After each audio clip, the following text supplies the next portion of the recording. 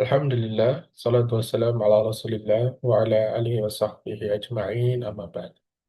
Baik, teman-teman sekalian yang dimuliakan Allah Subhanahu wa taala, pada kesempatan kali ini kita akan membahas bagaimana cara sujud syukur.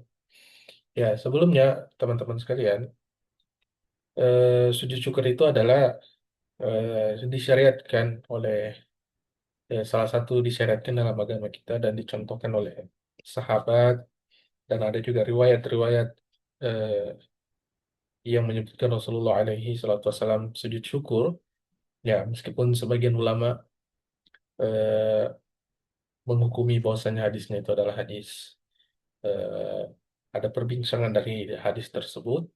Ala kullin, ini adalah sesuatu yang disyariatkan. Sebagai contoh, pada saat Ka'ab bin Malik radhiyallahu anhu, ya, eh, taubatnya turun ayat ya yang menjelaskan bahwasannya taubatnya telah diterima wa ala thalathati alladziina khulifu dan seterusnya.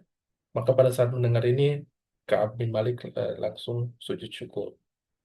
Ya, atau misalnya kita mendapatkan kejadian yang mendadak, ya, itu adalah kabar gembira, kemenangan, nikmat yang dari sangka-sangka, atau selamat dari musibah, selamat dari bahaya, ya, maka kita sujud, ya, syukran lillah, ya, dalam rangka bersyukur kepada Allah Subhanahu wa Ta'ala. Misalnya kita daftar di Madinah, Timur Tengah, atau new kampus yang diinginkan, tiba-tiba muncul pengumuman lulus, ya, maka sujud syukur. Atau ada nikmat-nikmat eh, nikmat yang lainnya. Yang menjadi pertanyaannya sekarang, teman-teman sekalian, apakah sujud syukur ini ya harus dilakukan seperti sujud pada saat sholat? Ya, apakah menghadap kiblat, ya, menutup aurat, dan juga berwudu, ya, apakah dipersyaratkan sebagaimana sujud dalam sujud dalam sholat? Ya, ulama kita berbeda pendapat ya, untuk masalah ini. Ada yang mengatakan sujud itu ya sama seperti sholat, ya, bagian dari sholat, ya, harus ada berarti berwudu, menghadap kiblat, menutup aurat, dan yang lainnya.